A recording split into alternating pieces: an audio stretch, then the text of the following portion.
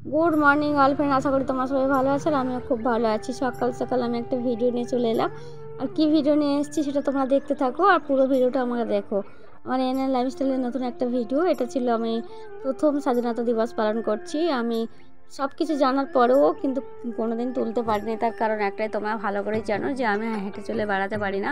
তার জন্য আমার দিয়ে সমস্ত কাজ সম্ভব হয় না। আমার যে কোনো কাজ করার আগে ভাবতে হয় 10 বার, কারণ সবাই সময় দেবে কি না সেটা ভাবতে হয়। যদিও না ভাবলেও চলে, সবাই আমাকে সাহায্য করে, কিন্তু তারপরেও ভাবি আমি। তো তারপরে কি আর করা হবে, ফাইনালি আমি শুরু করা স্টার্ট করে দিয়েছি। আর করার সাথে সাথে দেখলাম অনেকে এসে করছিল, আমার অনেক স্টুডেন্টদের মারা ছিল, তারাও সবাই মিলে সহযোগিতা করছিল। ভালোই লাগছিল যে জীবনের প্রথম ফার্স্ট টাইম আমি স্বাধীনতা দিবস পালন করলাম। এটা বেশ ভালোও লাগছিল। আর সত্যি কথা বলতে কি করব না বলে সকাল থেকে চুপচাপ ছিলাম, শরীরটাও ভালো ছিল না। কারণ তোমরা ভালো করে বুঝতে পারছো যে আমি বিএড পরীক্ষার জন্য প্রিপারেশান নিচ্ছিলাম, তো সেই কারণে আমার সেই মতো করে চেষ্টা করতেও পারছিলাম না যে কী করব। তো ওরা বললো চলো সবাই মিলে তোলা হবে। দেখো ফাইনালি আমি পুরো সব কিছু রেডি করে বাচ্চাদেরকে দাঁড় করিয়ে দিয়েছে। আর আমি সত্যি কথা আমি দাঁড়িয়েছিলাম, বসেছিলাম। আর পাশে দুজন স্টুডেন্টদের মা ছিল, ওরাই সব ঠিকঠাক করে দিচ্ছিল। আফসোস হচ্ছিল যে আমি কেন ওদের মতো করে দাঁড়িয়ে, যদি দাঁড়াতে পারতাম তাহলে ওদের সবাইকে আমি ঠিকঠাক করে দিতে পারতাম। তবে একটা কথা, তোমরা এটা ভাবো কি আমি জানি না, এটা আমি নিজে থেকে খুব ভালোভাবে উপলব্ধি করতে পারি।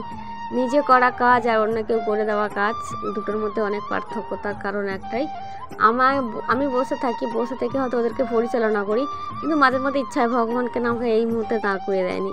তারপরে দেখো এই দাদুটাকে ডেকে নিয়ে এলাম যে দাদু চলো আমাদের পতাকাটা তুলে দেবে। তো দাদু আমাকে বলছিল বারবার যে তুমি জায়গা করে লোককে খেতে ডাকবে, তোমাকে কি কেউ খেতে আসতে পারে, আগে থেকে বলতে হয়। তো আমি জানি না, অনেক কিছু তো জানি না, তো দাদুর থেকেও শিখে নিই। তবে আমার এতে বলতে লজ্জা নেই, যেগুলো জানি না এমন তো নয় যে আমি সব জানতা ভগবান। যত বড় শিক্ষিত হোক না কেন, যত বড় পণ্ডিত হোক না কেন, তাকে অনেক কিছু জানতে হয়। আর তার ভালো না, বাপেরও বাপ থাকে, তাই এটা হচ্ছে সেটাই। তুমি যেটা জানো সেটা যে সব জানা শেষ তাও না, তার জানার আরও অনেক কিছু থাকে। তো এটাই হচ্ছে আমার কাছে সেই রকম একটা কথা।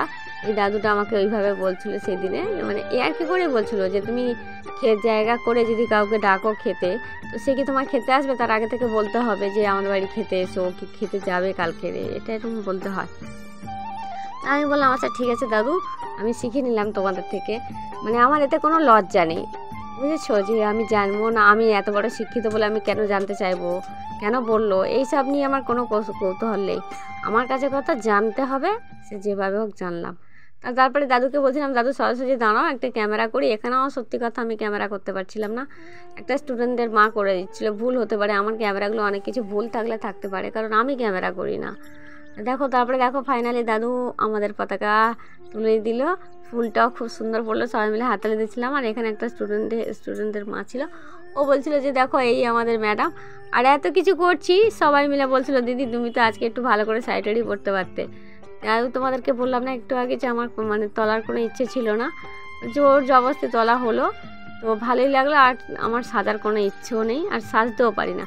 তোমরা দেখবে বেশিরভাগ ভিডিওতে আমি হয়তো একটা অনুষ্ঠান করছি, কিন্তু আমি তা জামা পরে একটা বসে যাই, আমার ওটা মাথায় থাকে না। ওদের কি আমার বলতে এটা কর ওটা কর সেটা কর, এটা আন ওটা আন সেটা আন, পয়সাটা হয়তো আমি খরচ করি ঠিকই কথা, কিন্তু ওদেরকে দিয়ে বলতে আমার সময় চলে যায়। দেখো তারপরে সবাই মিলে এখানটা প্রণাম করছিল, ফুল দিচ্ছিল, আমি সবাইকে বলছিলাম সবাই মিলে ফুল। তো এই দেখো ফুচকা রানী বিস্কুট খাওয়ার জন্য ছটফট করছে। আর আমি কি দিয়েছি বলো তো, এবছর ফার্স্ট টাইম করলাম তো, তাই বিস্কুট দিলাম।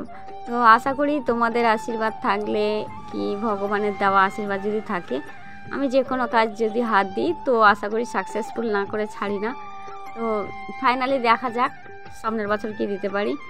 পয়সার অভাব হয়তো আমার কাছে নেই, তো পয়সার অভাব নেই ঠিকই কথা, কিন্তু তাও তো অনেক কিছুর অভাব থাকতে পারে না, এই যে বললাম। তারপরে দেখো ফাইনালি সব কিছু করে ফেললাম, পতাকা তো তোলাও হয়ে গেল। এই সকাল এই ফটোটা আনিয়েছি, আগে থেকে আমার বললাম না কোনো পরিকল্পনা ছিল না। তারপর ওরা বললো দিদি ওখানে বসো, তোমার কয়েকটা ফটো নিই, চলো টাটা বাই, দেখাবে অন্য কোনো ব্লগে, সাথে থেকে কিন্তু।